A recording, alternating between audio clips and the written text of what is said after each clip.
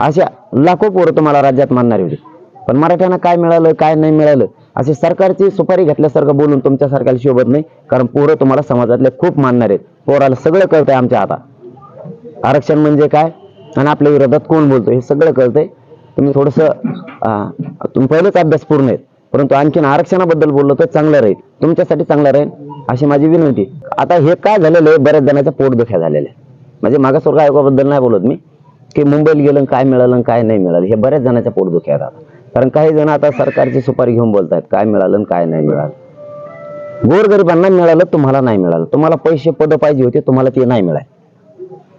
आणि मगाशी विषय झाला तसा गर्दी आणि समीकरण हे जे होतं ना, म्हणून काही जणांचे मुंबईतून खूप पोट दुखायला लागला. गर्दी फक्त त्यांनाच होती, मराठ्यांनी नाही. मराठ्यांनी फक्त त्यांच्या मागं करायचं, पोरांनी फक्त त्यांच्याच घोषणा द्यायच्या मराठ्याच्या पोरांनी. हा मग त्यांना लय गोड लागत, मग मराठ्यांचा विजय पण झाला म्हणतात आणि काय सगळं म्हणतात. मग सगळं बोलते ते, त्याची काय अडचण नाही. फक्त मराठ्यांनी त्यांच्या घोषणा द्यायचं. आता मराठ्यांची गर्दी करायला लागली, समीकरण बदललं ना, पुरं कार्यक्रमच उलटा सुलटा होऊन गेला.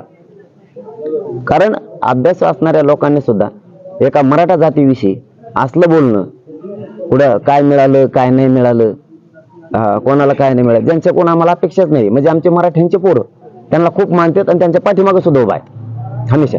त्यांनीच आता मराठा आरक्षणाबद्दल काय बोलणं काय नाही बोललं, घटनातज्ञांना बोलून घ्या आणि जरा विचारून घ्या काय मिळालं काय नाही मिळालं. स्टेप हीच असते का कायद्यात? एखाद्या शब्दाचं कायद्यात रूपांतर करायचं असलं तर स्टेप हीच आहे का?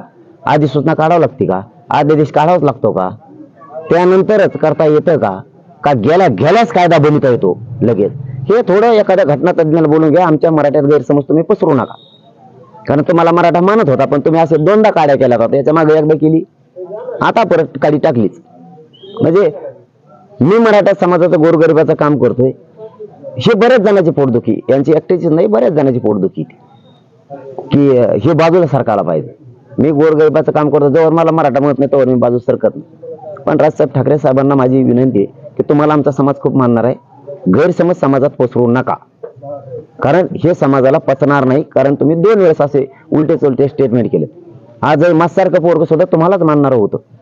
अशा लाखो पोरं तुम्हाला राज्यात मानणारे होते, पण मराठ्यांना काय मिळालं काय नाही मिळालं असे सरकारची सुपारी घेतल्यासारखं बोलून तुमच्यासारख्याला शोभत नाही. कारण पोरं तुम्हाला समाजातले खूप मानणार आहेत. पोराला सगळं कळतंय आमच्या हातात आरक्षण म्हणजे काय आणि आपल्या विरोधात कोण बोलतो हे सगळं कळतंय. तुम्ही थोडंसं तुम्ही पहिलेच अभ्यास पूर्ण आहेत, परंतु आणखीन आरक्षणाबद्दल बोललो तर चांगलं राहील, तुमच्यासाठी चांगलं राहील अशी माझी विनंती. नसता तुमचा विषय तुमच्यापाशी, त्याला नावेलाजी. तुम्हाला सरकारकडूनच बोलायचं असलं, मराठ्याला मिळून मराठ्यात गैरसमज पसरायचा असला आणि आमच्यात फूट पाडायची असली तर ते स्वप्न तुमचं कधीच पूर्ण होणार नाही. कधीच गोरगरिबी करोडो मराठा कधीच फुटणार नाही. म्हणजे समाजाने तपासून बघितली वस्तुस्थिती काय.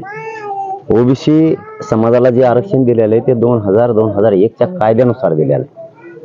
आणि त्यानंतर सगळे जे जे कायदे बनले 2001च्या कायद्यानुसार त्यानंतरचे कायदे बनलेले. कोणालाही आरक्षणात जर घालायचं असलं मग 2004चा असेल कायदा, तो 2001च्या नुसारच. 2006चा आहे, हे कायदे 2001च्या नुसारच आहे. 2000 आणि 2001 नुसारच पुढचे कायदे आरक्षणाचे बनवावे लागते, तसे बनत नाहीत. पाठीमागचा कायद्याचा आधार घ्यावा लागतो. कारण त्यांना स्पष्ट वस्तुस्थिती माहिती पाहिजे, समाजाला माहिती आहे, पण ज्यांनी विचारलं त्यांना देतो ही माहिती. तर राजपत्रित अध्यादेश यासाठी अधिसूचना काढल्या की मराठ्यांना जो 2001-2000चा कायदा आहे ती टिकणारा कायदा आहे, ती चॅलेंज होत नाही, ती चॅलेंज नाही होत. आणि ते जर टिकवायचं असेल तर त्या कायद्यात दुरुस्ती करावी लागते. त्याच्यासाठी त्यांनी ती अधिसूचना काढलेली. जर आज विधानसभा म्हणजे अधिवेशन सुरू असतं तर त्यांना ती अधिसूचना काढायची गरज नसती पडली.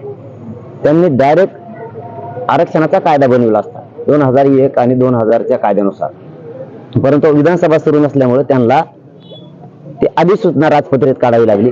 आता ह्या 8-10 दिवसात अधिवेशन, या अधिवेशनात त्या अधिसूचनाचं कायद्यात रूपांतर होऊन मराठ्यांसाठी सगळ्या सोयऱ्यांसाठी कायदा बनवून त्याची अंमलबजावणी होणार. ही वस्तुस्थिती आणि तुमच्यासाठीच राहू द्या, समाजाला माहिती. मग उपोषण कशासाठी? अंमलबजावणीसाठी, हे पण तुमच्यासाठीच, समाजाला माहिती. समाजाचा आमचा काय झालाय, विजय कशामुळे झाला ते तुम्हाला सांगतो. समाजाला माहिती आहे कशासाठी झालाय.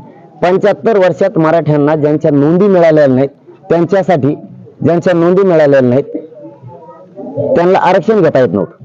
म्हणून सगळे सोयरे गणगोतातील यांच्यासाठी 75 वर्षात न होणारा कायदा आणि त्या 2000च्या कायद्यात दुरुस्ती केली, ते त्यांना मिळाले. 75 वर्षात तो कायदा मिळाला नव्हता, तो मिळालाय त्यांच्यासाठी. आता ज्यांच्या नोंदी नाहीत त्या मराठ्यांचं त्या कायद्यापासून कल्याण होणार आहे.